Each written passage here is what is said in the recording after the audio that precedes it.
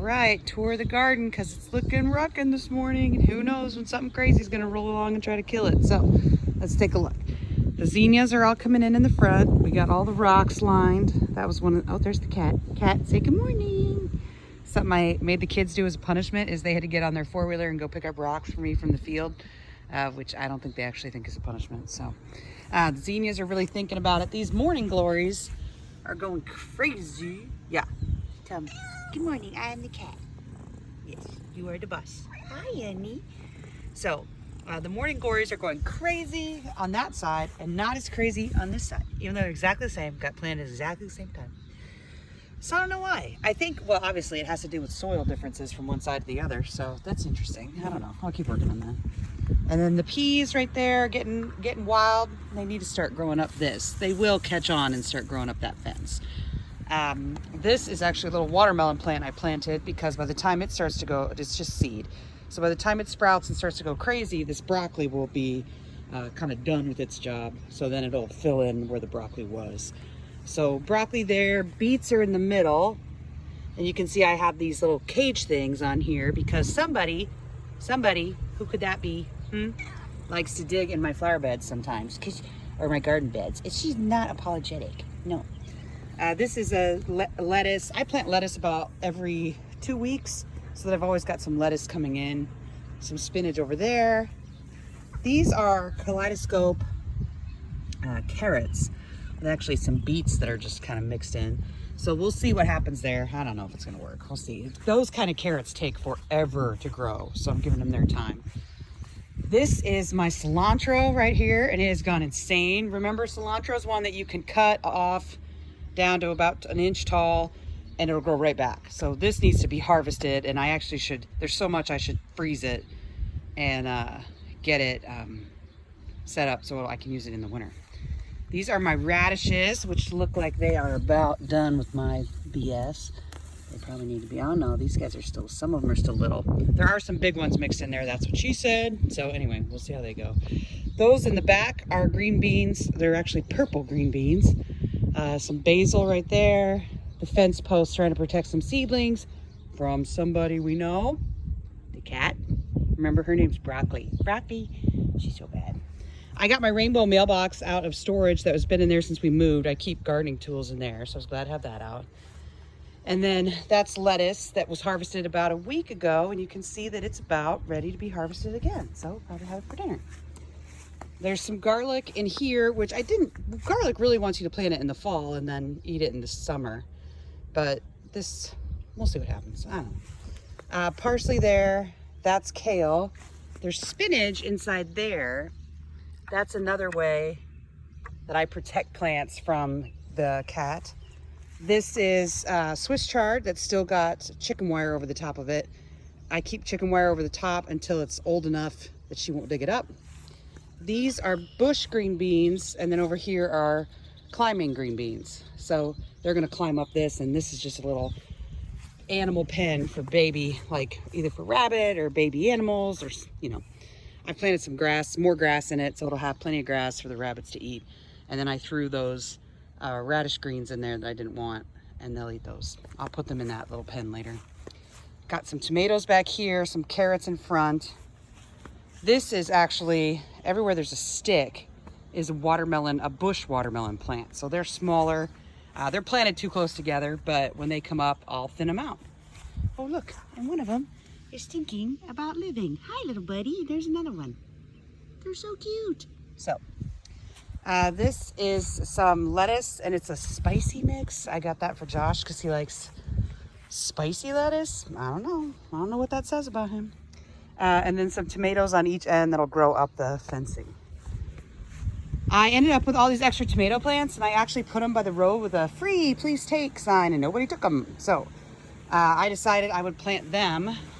Good morning, doggos. They're planted along the fence of the dog fence. So they're just little guys, and we'll see what they do with themselves, but they'll probably, I'm not gonna stake them, they'll just grow up that fence.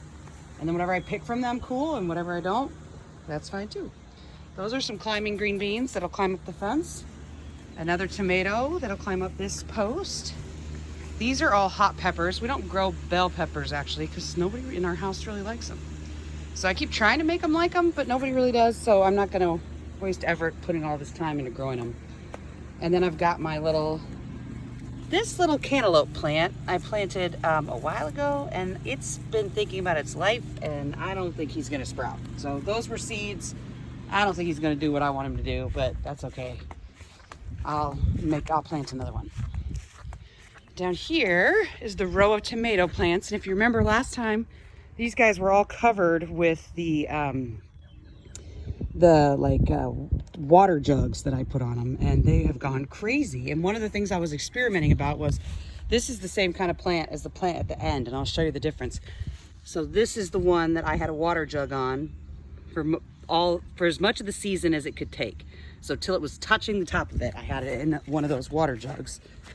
So it's the bottom of the water jug cut off, and then you just put it over the plant like a little greenhouse. And then this is one that didn't have a water jug on it. So lots of difference. That one's about twice as big as the other one. Then these are the trees that I need to plant today, which sounds like a lovely thing to do. I love planting trees. So we'll get all those trees situated. And then this is a row of actually Shasta daisies that I've been growing from seed. I see you in there. There's a couple sunflowers mixed in. So that I did not plant. They're just volunteers. So we'll see what they do with their lives. Onions are doing awesome on the side of the house. Yeah, I planted the whole side of my house in onions this year. I don't know why. I just was excited to plant, and there they are. These are, you can see little cucumber vines coming in. I go through every couple days and pluck out a bunch of them because these are volunteers from last year. So when I say a volunteer is when a plant comes up in a place that you didn't plant it. You might be glad for that volunteer, or you might be overwhelmed by that volunteer. I have too many, look at all those cucumber plants trying to sprout up. So I've been plucking them like weeds. I don't need that many cucumbers. Someone's still following me. Carrots are rocking out. They're probably about ready to be harvested. Back there is popcorn. Back here is summer squash. And then these guys that are green in the front are soybeans. We just had a ton of rain, so it's time to go through and weed everybody really well. They look very weedy. So I'll go through them and I'll weed them out, make sure all the weeds are out, and then I'll put down some grass mulch. These are my zinnia beds that go in the front of my house. I like to always do zinnias in the front of my house. But this random volunteer tree started growing in the back corner here. I'm kind of letting him go because I'm hoping I can harvest him and move him somewhere else. More cilantro that needs to be harvested. Lettuce that I harvested about 2 weeks ago. No, actually I harvested that one about a week ago. See, she's still following me. And some strawberries that are like ready, maybe today. Seriously, cat. This is a bed that I weeded last week and then put all the grass mulch in. So it's got lettuce in the front, and then it has zinnias in the back, and then it's got sunflowers in the very back. So it is all weeded and perfect and exactly how I like it. That grass mulch, I till it in at the end of the season, and then it just makes the soil better. The soil around the house is not good at all, so that just helps really improve it. That's the hydrangea I rescued from Lowe's for $5, who was really on her last little leg, and bringing her home and just giving her tons of water, and she's very happy. And actually, look, she's even got a flower coming in. You're so pretty. Good job, honey. You're trying really hard. We're all proud of you. That's a little dwarf lilac I got last year. She didn't do too much this year, but that's okay. Those are birdhouse gourds, because she's already, I'm sorry, the lilac already flowered this year. It was just a couple flowers. She didn't do as fantastic, but she's still young and figuring out her life. She's in a goth mode. I'm just kidding, honey. You're doing great. Those are birdhouse gourds. They'll grow up that fence right there, and they will be out of control. This is more popcorn, which I can't wait to see what that's going to do with itself. And then these guys down here are some old tulips, and on the other side of them are potatoes, and they're purple potatoes. So I've been going through, and as the potatoes grow, I add soil to them. And so today I will add more compost and soil to these potatoes until just the very tips. So I'll stack them all the way up to about here. Maybe I'll take a video of it. Guys, seriously, this cat is all over my screen. So you can see what I'm going to do with them. You bury them, and eventually they'll end up with a mound of soil about this high. So at the end of the season, when I'm ready to harvest the potatoes, I just knock down that mound of soil, and we'll pull out all those purple potatoes. So we'll see. There is the holly bush that I saved from Lowe's for just a couple bucks, who was definitely dying. She is surrounded by onions that are from last year, actually, and they've come back and they're about to flower, and they're gonna just look so pretty that I was using them as green onions. Now they're kind of past that, but they're just so interesting, and they have such a Dr. Seuss vibe. Like that one looks like it's like coming out to get you. They look like they're guarding the holly bush. So I'm gonna just let them do their thing. These are some roses that I got from the clearance bin. So there's 3 of them. This front one, he's kind of struggling with his pros and cons, but that middle one looks like it's about to flower. So we'll let them do their thing. Here's another random onion from last year. See how small it is, and I can still use those as green onions, but its friends back there just went completely bananas. Little flower bed with all of my pretty fairy garden stuff, which is just funny. And then over here, across my driveway in front of Josh's shop, is one of my peach trees that died this year. But good news, she's got a bunch of little sprouts coming up down here. And normally I would trim off all those sprouts because I don't want my trees to look shaggy, but since she looks like this, I'm thinking this might be all she has to give. So I'm trying to let her go on her personal journey. And then this peach tree is going completely crazy. This is one we planted last year. She's happy. And then there's 2 more we planted early this year down there. These are my tomatoes that I just put fertilizer on last week. And they're going nuts, but they're not, most of my tomatoes are heirloom tomatoes. These are actually just like big boy tomatoes. So they just grow like weeds anyway. And then these are little baby peonies that hopefully will turn into great big giant beautiful row of peonies. Some flowers in front of Josh's shop, whether he likes it or not. This is a little rosemary, and then that's a lantana. That's about my favorite flower in the whole world. It's so pretty, and it is still fairly young, so it'll get really big. It'll get really big, haha. Also, that's what she said.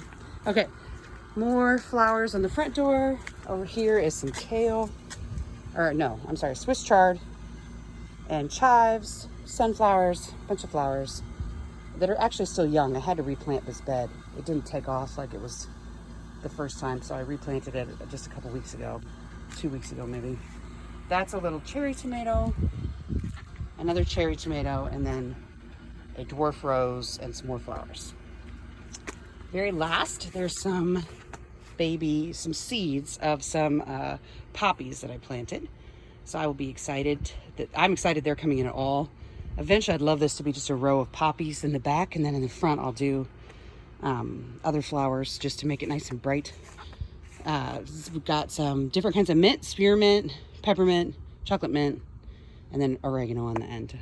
And I bet the oregano ends up tasting like mint because he's got too much mint around him. He's not taking off. He's thinking that this spot is bullshit. So we'll see. Maybe he'll turn a corner here. He's not dying. He's just not going crazy. So that's my little garden right now.